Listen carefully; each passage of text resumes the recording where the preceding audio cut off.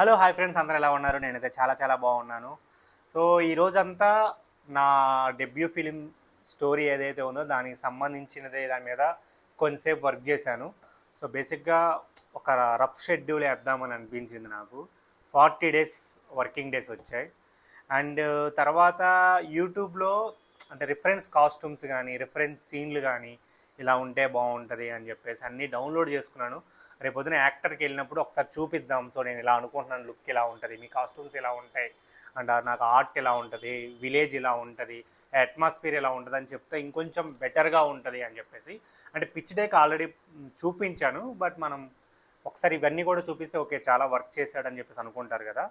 And నిజంగానే work చేస్తున్నాను. So అదొకటి చేశాను. అండ్ సెకండ్ స్క్రిప్ట్ ఏదైతే ఉందో అది హారర్ కామెడీ. సో స్క్రిప్ట్ అయితే నేను ఆ ఊరికి వెళ్ళినప్పుడు నాకు ర్యాండమ్గా డిస్కషన్ చేసుకున్నాను. అండ్ ఒక డ్రాఫ్ట్లో ఫస్ట్ హాఫ్ వరకు వచ్చింది. సో ఇప్పుడు దాన్ని లాజిక్స్ ఉంటాయి కదా బేసిక్గా. సో ఆ లాజిక్స్ నాకు తెలిసిన వాళ్ళ ఫ్రెండ్స్కి అంటే ఆఫీస్ అది బేసిక్గా. సో ఎలా వర్క్ అవుతుంది అసలు, ఒక ఒక పని జరగాలంటే ఎవరెవరిని కలవాలి ఏంటి అనేవి అవన్నీ ఇన్ఫర్మేషన్ మొత్తం ఈరోజు ఫోన్ చేసి కనుక్కున్నాను. సో ఆ పనులు చేశాను. ఇక ఈ పనుల మధ్యలో నాకు మంచి రిలీఫ్ అండ్ చాలా పెద్ద బూస్టింగ్ ఏంటంటే ఈ స్క్రీన్ ప్లే బుక్ అబ్బా. చదువుతున్నాను, చాలా చాలా మంచిగా అనిపించింది. సో నేను మీతో షేర్ చేసుకుంటాను. ఖచ్చితంగా ఇది మీకు మనకి హెల్ప్ అవుతుంది. అంటే నేను కూడా ప్రతిరోజు నేర్చుకోవడం అబ్బా మన పని. నేను నేర్చుకుంటూ ఉన్నాను. నేను నేర్చుకుంటూ మీతో షేర్ చేసుకుందామని ఇంకా నాకు బాగా గుర్తుంటుంది. బేసిక్ ఇది నాకు అడ్వాంటేజ్. సో అందుకని చెప్తున్నాను. సో మీరు వీడియోని చివరి వరకు చూడండి, మీకు ఏదైనా ఒక్క పాయింట్ అని హెల్ప్ అవుద్ది. అంతకన్నా ముందు మన ఛానల్లో ప్రతిరోజు ఈవినింగ్ 6కి నేను వీడియో అప్లోడ్ చేస్తాను. సో దయచేసి వీడియో చూడండి, నచ్చితే లైక్ చేయండి, కామెంట్ చేయండి, సబ్స్క్రైబ్ చేయడం మర్చిపోవద్దు. కొత్తగా వచ్చేస్తున్నారబ్బా 1K కొత్త వాళ్ళు వచ్చి మన వీడియో చూస్తున్నారు, కానీ సబ్స్క్రైబ్ చేయట్లేదు. సో చేసుకోండి. ఇక టాపిక్లోకి వెళ్దాం. బేసిక్గా మనం నిన్న చెప్పుకున్న వీడియోలో ఏంటి, కంటెంట్ ఈజ్ కింగ్. కంటెంట్ అనేదే ఫస్ట్ ప్రయారిటీ ఉండాలి అని కదా. సో ఆ కంటెంట్తో పాటు నీకు మంచి స్క్రీన్ ప్లే, ఎందుకంటే మనం చూసేది అదే కదా. సో మంచి స్క్రీన్ ప్లే అనేది ఒక మంచి కంటెంట్కి చాలా ఇంపార్టెంట్. అండ్ కొన్నిసార్లు కథ కొంచెం అటు ఇటు ఉన్న స్క్రీన్ ప్లేతో సినిమాలు కూడా ఆడతాయి. సినిమాలు కూడా ఆడినవి ఉన్నాయి. సో స్క్రీన్ ప్లేకి అంత పెద్ద పీట, చాలా చాలా పెద్ద ఇంపార్టెంట్. సో ఆ స్క్రీన్ ప్లే గురించి చెప్పేదే ఈ బుక్. సో ఫస్ట్గా ముందు మాటగా మన ప్రభాస్ అన్న చెప్పాడు. సో ఈ బుక్ చాలా బాగుంటుంది, అది ఇది రైటర్ గురించి చెప్పాడు. సో అది నెక్స్ట్ మెయిన్ మణిరత్నం. సో ఎంతమందికి మణిరత్నం గారు ఫేవరెట్ డైరెక్టర్? నాకైతే ఆయన సినిమాలు నేను చూసి బాబోయ్ అసలు ఎంత అడ్వాన్స్డ్గా తీశారా బాబు అనిపించింది నాకైతే. అంటే ఆ లవ్ అంటే సఖీ నాకు ఎప్పటికీ one of the favourite movie. Amrutha ఇష్టం, రోజా ఇష్టం, ముంబై ఇష్టం. ఫస్ట్ సినిమా మౌనరాగమే నాకు చాలా షాకింగ్ అసలు ఆ స్టోరీ. అంటే ఈయన అప్పుడే తీసాడా ఇలాంటి స్టోరీ అనిపించింది. సో నాకు అంత ఇష్టం. సో ఆయన ఏం చెప్పాడంటే ఏం చెప్పాలి, ఎలా చెప్పాలి అని తెలుసుకోవడమే స్క్రీన్ ప్లే. సో నేను బేసిక్గా నాకు ఎవరైనా బ్రో నేను స్టోరీ చెప్పాలి బ్రో అన్నా కూడా, నేను రాయాలన్నా కూడా ఓకే, అసలు మన సినిమా చూసిన తర్వాత థియేటర్ నుంచి బయటికి వెళ్తే ఆడియన్ ఏం ఫీల్ అవ్వాలి అనేది నేను ఫస్ట్ పాయింట్ అది తీసుకుంటాను. సో నేను అదే అడుగుతాను, అంటే నేను అదే నేర్చుకున్నాను. సో అంతవరకే. బట్ ఇక్కడ ఈయన ఏం చెప్పాలి, అది ఎలా చెప్పాలి. ఓకే, నేను ఫర్ ఎగ్జాంపుల్ ఓ విలేజ్లో ఒక కుర్రోడికి జాబ్ ఇష్టం లేదు అనేది వాడు చెప్పాలనుకున్నాడు. సో దాన్ని ఎలా చెప్పాలి అనేది కూడా స్క్రీన్ ప్లే. బేసిక్గా ఏం చెప్పాలి, ఎలా చెప్పాలి అని తెలుసుకోవడమే స్క్రీన్ ప్లే.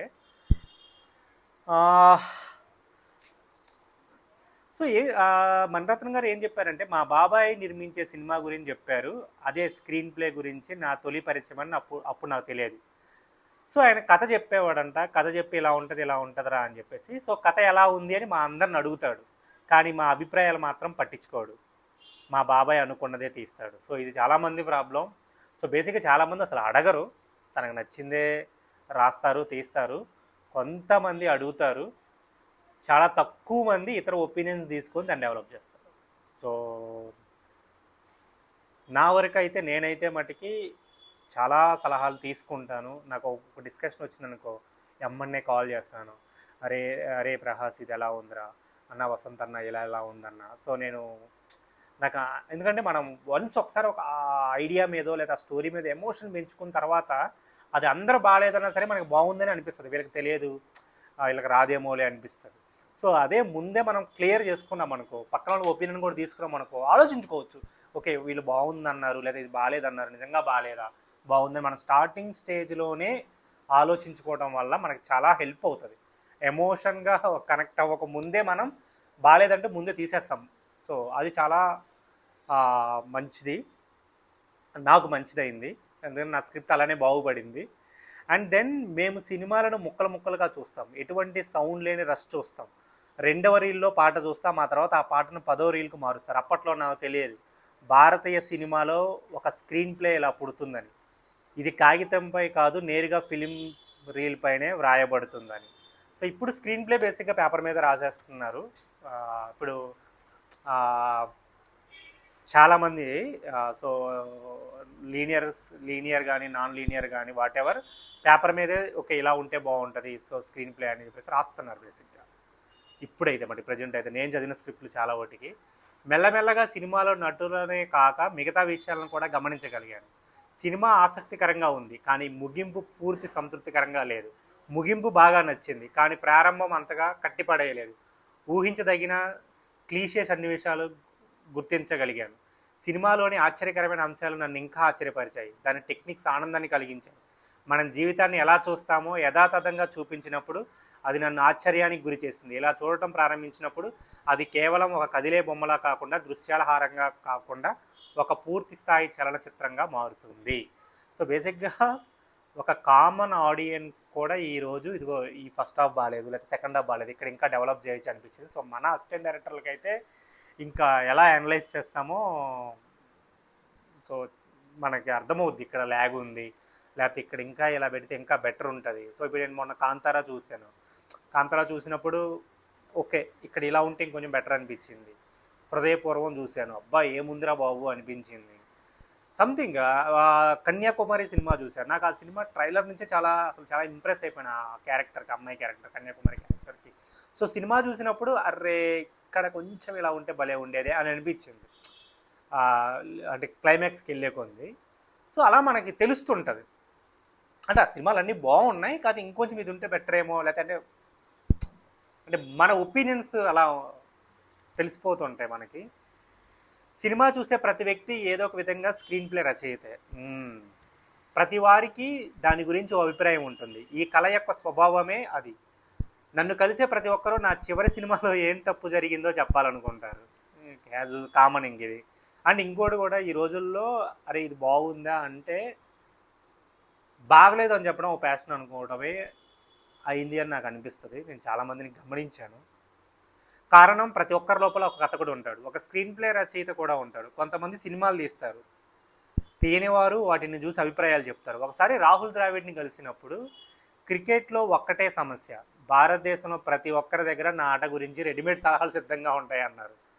సో సినిమా దర్శకుడు కూడా ఇదే ఇబ్బంది, కొంచెం ఇది కూడా ఏదిగో చాలా పెద్ద డైరెక్టర్ కూడా ఇలా తీస్తే బాగుండని నెగిటివ్ చేస్తాను, ట్రోలింగ్ చేసేస్తాను, లేకపోతే యాక్టర్కి ఇలా అసలు అది రాదు ఇది రాదు అని మనం ట్రోలింగ్ చేయడం ఇంకా కామన్ అయిపోయింది. సో బేసిక్గా ఏం చెప్పాలి ఎలా చెప్పాలి అన్నదే నిజంగా స్క్రీన్ ప్లే అనేది మణిరత్నం గారు ఫాలో అయ్యేది. బేసిక్గా స్క్రీన్ ప్లేని ఎలా రాయాలి, తెరపై దాన్ని ఎలా చెప్పాలి, అందుకు ఏమైనా నియమాలు ఉన్నాయా అంటే అవును కాదు అని రెండూ చెప్తున్నారు బేసిక్గా. సో ఆయన చెప్పేది ఏంటంటే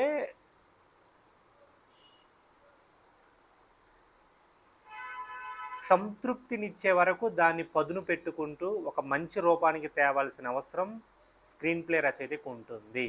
అంటే జనరల్గా ఏంటి ఒక డ్రాఫ్ట్ రాసేస్తాము, వెళ్ళిపోదాం చూద్దాం తొందరగా వెళ్ళిపోదాం చేసేద్దాం అనేసి అంటారు, మనకు సాటిస్ఫై అనిపించదు. సో అక్కడే మనం సగం ఫెయిల్యూర్ అయిపోయినట్టే. సో అంటే ఇప్పుడు మన ఫస్ట్ స్క్రిప్ట్లు చూడండి, ఒక 10-12 డ్రాఫ్ట్లు రాసేస్తాం, డిస్కషన్లు చేస్తాం అప్డేట్ చేస్తాం, డిస్కషన్లు చేస్తాం అప్డేట్ చేస్తాం.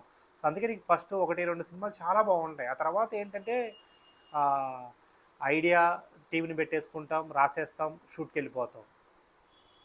సో నీకు చాలా కరెక్ట్గా రాకపోవచ్చు కొన్నిసార్లు.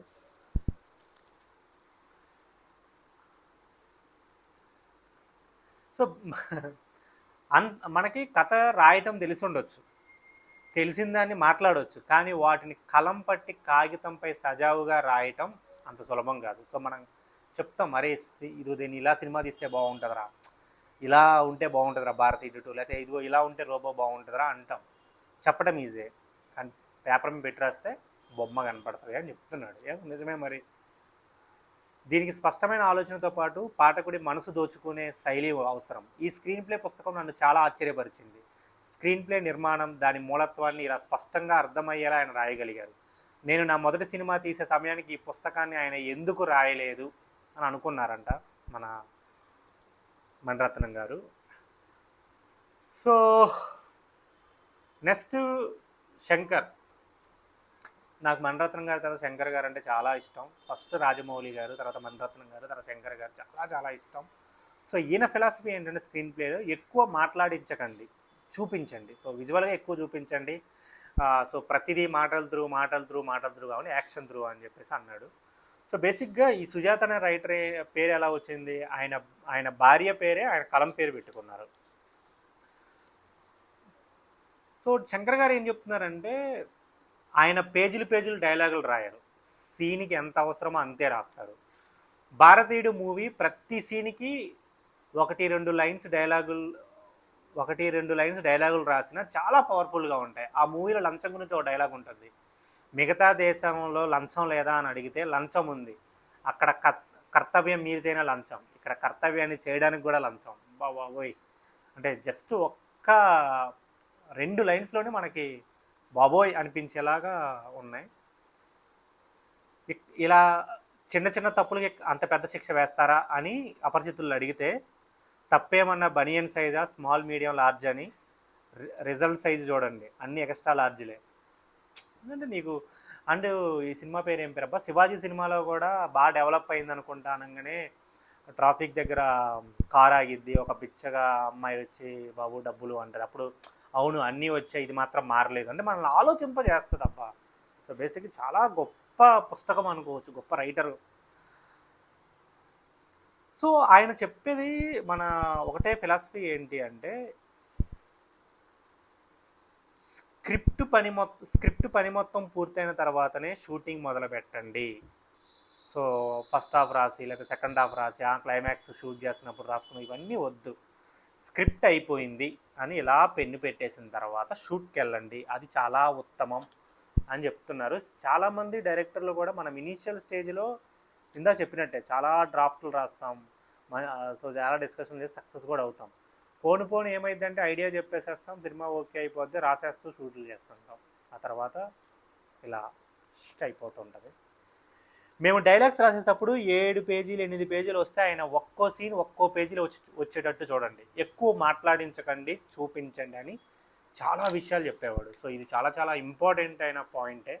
ఎప్పుడైనా కథా చర్చల్లో మేము ఇరక్కపోయి 3-4 రోజులు దాని గురించే మాట్లాడుతూ ఉంటే ఆయన ఇంకా చర్చ వద్దు ఆపేద్దాం అని మరుసటి రోజు 2-3 పుస్తకాలు తీసుకొచ్చి ఇలా స్క్రీన్ ప్లేలో సమస్య వస్తే సిట్ఫీల్డ్ ఏం చెప్పారు, రాబర్ట్ మిక్కీ ఏం రాశారని ఆ పుస్తకాల్లో అండర్లైన్ చేసిన పారాగ్రాఫ్లు చూపించి దీన్ని చదివి చూడండి, ఈ సమస్యను ఎలా పరిష్కరించవచ్చో స్పష్టత వస్తుంది అనేవారు. అంతేకాదు నా సినిమాలు కూడా గుర్తు చేసి మీరు ఒకే ఒక్కడు మూవీలో ఈ సమస్యను ఇలాగే పరిష్కరించారు, భారతీయుడు మూవీలో కథ ఒక చోట ఆగినప్పుడు మీరు ఎలా రాశారు అని చెప్పి ప్రోత్సహించేవాడు.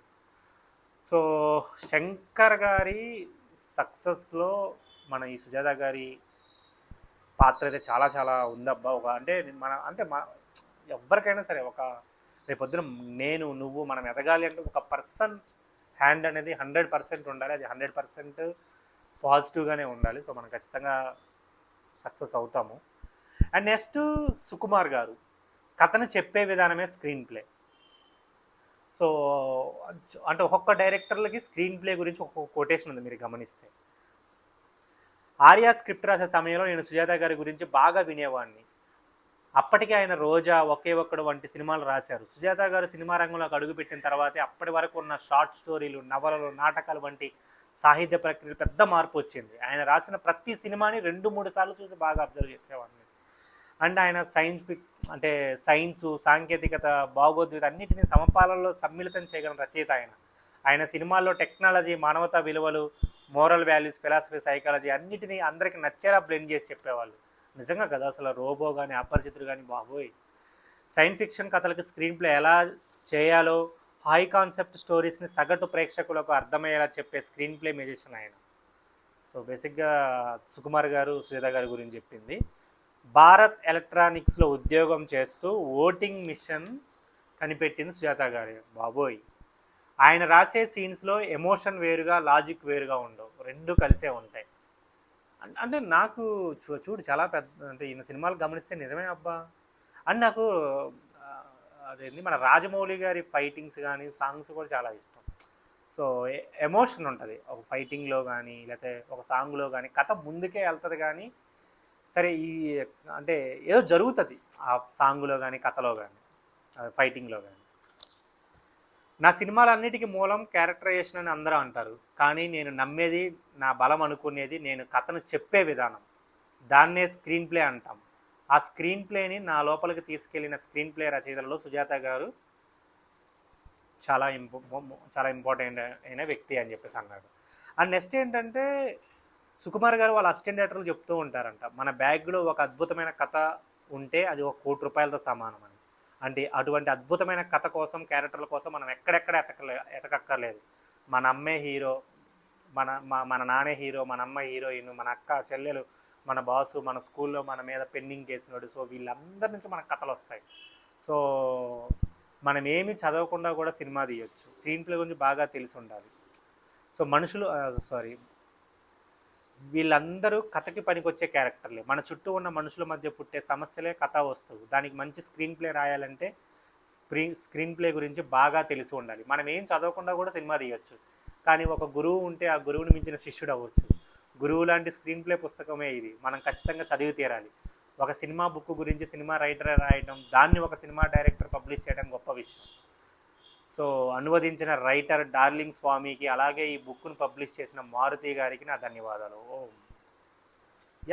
మంచి సో నాకు తెలిసి ఈ ముగ్గురు డైరెక్టర్లు చాలా మంచి పాయింట్స్ చెప్పారని నేను అనుకుంటున్నాను. సో నేనైతే నేర్చుకున్నాను, నేనైతే ఖచ్చితంగా ఫాలో అవుతాను. అంటే స్క్రిప్ట్ అంతా అయిపోయి లాక్ అని పెన్ను పెట్టిన తర్వాతే షూట్కి వెళ్తాను అబ్బా. అంటిల్ నేను ఎన్ని సినిమాలు చేస్తాను, అన్ని సినిమాలు 4 సినిమాలు చేస్తాను, 4 10 చేస్తే 10 అనేది. అండ్ స్క్రీన్ ప్లే చాలా ప్రయారిటీ ఇవ్వాలి కథ తర్వాత, అదే సినిమా నిలబెట్టేదని నాకు అర్థమైంది. ఎక్కువ చెప్పొద్దు, ఎక్కువ మాట్లాడించొద్దు, చూపించు విజువల్గా అని చెప్పేసి అన్నది కూడా. అండ్ మన కథను చెప్పే విధానమే స్క్రీన్ ప్లే. మన సుకుమార్ గారు చెప్పారు. సో ఇది ఫ్రెండ్స్, ఈ వీడియో నచ్చింది అనుకుంటున్నాను. సో ఈ సిరీస్ ఎలా ఉందో మీరు కామెంట్ చేయండి. సో కంటిన్యూ చేయాలా లేదా, అండ్ వేరేవి కూడా చేస్తూ ఉంటాను. సో ఇది ఇప్పటికైతే ఇది. బాయ్ బాయ్, జై హింద్.